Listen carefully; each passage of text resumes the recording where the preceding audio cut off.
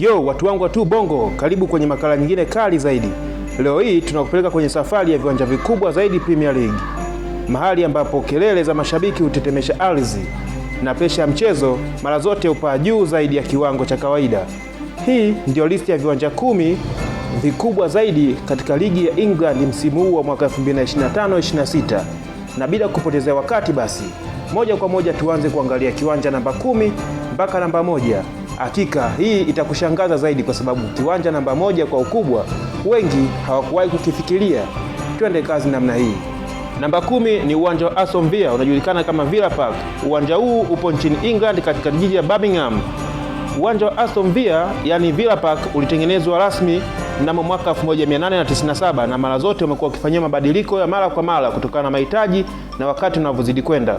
Uwanja huu unaingiza takriban mashabiki wanaokaa 42,918. Hiyo ni uwanja wa Aston Villa katika namba 10. Namba 9 ni uwanja wa Stadium of Light, uwanja unaomilikiwa na klabu ya Sunderland. Licha ya kutokuwa katika listi ya timu 6 bora katika ligi kuu ya Uingereza, lakini Sunderland inajinasibu kuweza kumiliki uwanja ambao kidogo umewazidi hata baadhi ya timu ambazo zinajulikana kama timu kubwa za England. Uwanja wao unaingiza idadi ya mashabiki waliokaa 48,777. Huo ni uwanja wa Sunderland katika nafasi ya 9. Katika nafasi ya 8 ni uwanja wa St James Park, uwanja unaomilikiwa na klabu ya Newcastle United.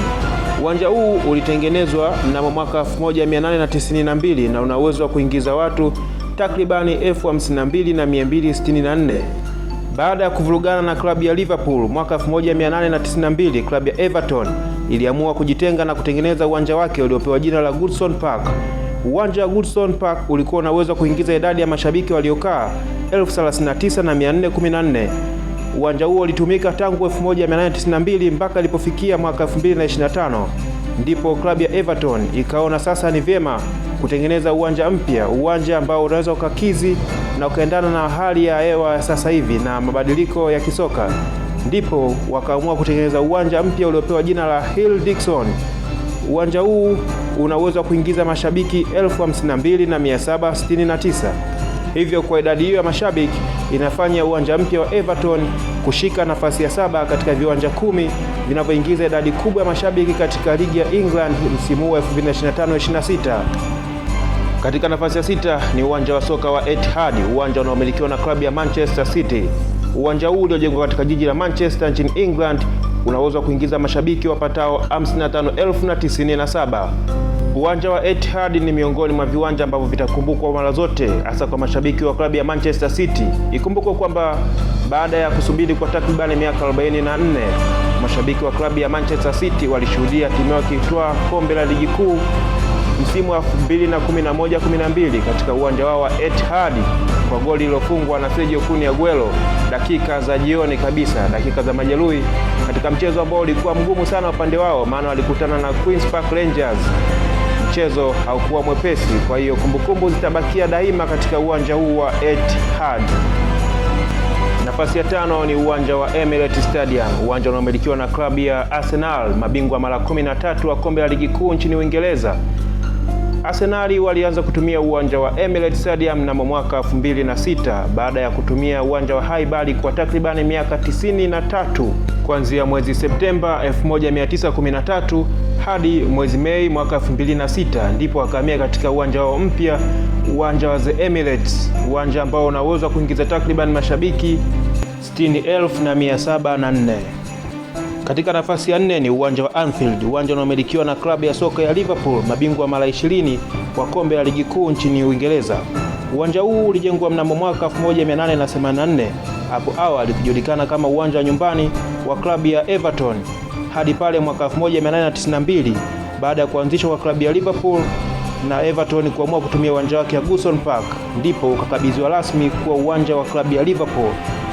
Uwanja huu kwa sasa unaingiza takriban mashabiki 61,276 walioketi. Nafasi ya 3 ni The London Stadium, uwanja unaomilikiwa na klabu ya West Ham United. Uwanja huo wenye uwezo wa kuingiza takriban mashabiki 62,500 ulitengenezwa rasmi mnamo mwaka 2012 kwa ajili ya mashindano ya Olympic yaliyofanyika mwaka 2012 Uingereza.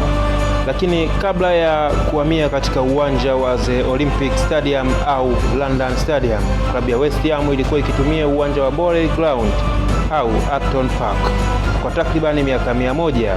Ndipo baada ya mashindano ya Olympic 2012 klabu ya West Ham pamoja na Tottenham Hotspur ziligombea uwanja huo uliotengenezwa mahususi kwa ajili ya mashindano ya Olympic, na West Ham wakaibuka washindi wa kuingia mkataba wa miaka takriban 99 ya kumiliki uwanja wa The London Stadium.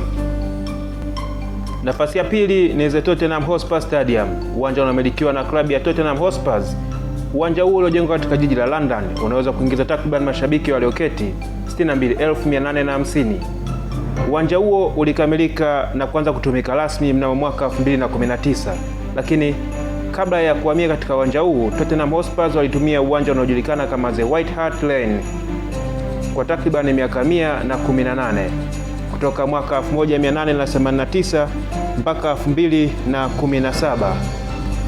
Sasa moja kati ya sifa kubwa ya uwanja mpya wa Tottenham Hotspur ni kwamba uwanja huu unatoa huduma ya vinywaji mbalimbali ndani yake, kwa sababu kuna jengo special ambalo linatumika kwa ajili ya vinywaji, yani kuna bar ndani yake. Nafasi ya kwanza ni uwanja wa The Old Trafford, uwanja unaomilikiwa na Manchester United. Uwanja huo ulijengwa mwaka 1910 na kwa sasa unaingiza mashabiki takriban 74,879. Uwanja huo ni miongoni mwa viwanja vyenye historia kubwa na ya kuvutia sana katika ligi ya Uingereza. Ikumbukwe kwamba uwanja wa Manchester United katika kipindi cha vita ya pili ya dunia ulitumika kama kambi ya wanajeshi wa Uingereza, na inasemekana uwanja huo mnamo mwaka 1941 Machi ulilipuliwa na bomu la Wajerumani, na hivyo ulifungwa na Manchester United wakalazimika kutumia uwanja wa Manchester City kwa muda mpaka pale mnamo mwaka 1949 uwanja huo wa Manchester United ulipofunguliwa tena na kutumika tena na Manchester United. Na ni hayo tu kwa sasa, na tunasema asante kwa kutazama makala hii, lakini pia usiache kusubscribe tu Bongo, lakini pia turn on notification. Unaweza ku like na kushare na washikaji kwa ajili ya knowledge nyingi sana zinazohusiana na masuala ya soka.